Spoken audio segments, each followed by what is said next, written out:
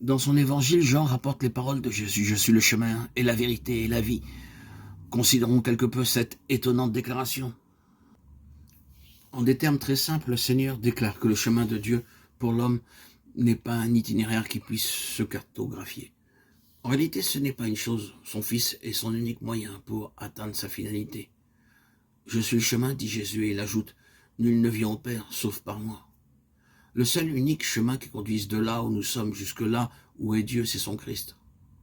Tous ceux qui sont vraiment allés vers Dieu ont fait l'expérience que Christ non seulement nous enseigne le chemin pour aller vers le Père, mais qu'il est le chemin.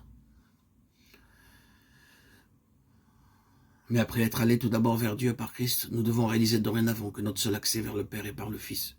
Je suis le chemin fut vrai la première fois que nous sommes allés vers Dieu. Il demeure encore vrai, et il le sera toujours, même après cette première expérience. Cependant, de nombreux chrétiens ont cherché le chemin de la victoire et ils persistent encore dans leur vaine recherche. Hélas, ils cherchent un chemin et ils passent à côté de celui qui est le chemin. Aussi longtemps que nous essayons de trouver la méthode pour pouvoir vaincre, nous sommes voués à l'échec. Considérons en guise d'exemple le cas de deux chrétiens. L'un d'eux, conscient de son incapacité de vaincre par lui-même, fait confiance au Seigneur pour qu'il fasse en lui ce qu'il ne peut réaliser par lui-même, et quelque chose de vivant transparaît dans sa vie.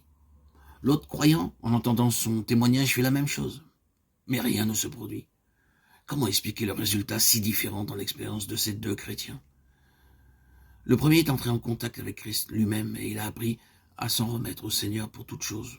Le second a appris une recette et s'est efforcé de la réaliser. Les formules ont leur utilité dans le domaine naturel, mais dans le domaine spirituel, rien n'a de valeur en dehors de Christ. Parfois, nous entendons des chrétiens perplexes faire ce genre de remarques. Je lis la parole, je proclame les promesses, je prie, mais rien ne se produit. Pourquoi aucune œuvre ne se fait? Parce que ce sont eux qui travaillent. Ils ont vu la manière de faire chez les autres et ils ont essayé de le copier. Ils ont étudié les formes extérieures du christianisme et ont tâché de le reproduire au lieu de permettre à Christ de se reproduire lui-même en eux. Dans un certain endroit, quelqu'un prêchait sur la base de Romains 6, 8. Une personne de l'auditoire s'approcha de lui et à la fin de la réunion, il lui dit « Maintenant, je connais le chemin de la victoire. J'ai découvert le secret. » Un autre auditeur, tranquillement et tête baissée, s'apprêtait à sortir de la salle quand le prédicateur l'arrêta et lui demanda « Avez-vous quelque chose à dire ?»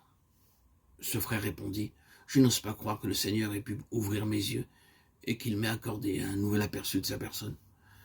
Je ne peux pas même l'expliquer. » Le frère, sûr de lui, qui s'imaginait avoir découvert le moyen de sortir de ses difficultés, continua de vivre dans la défaite.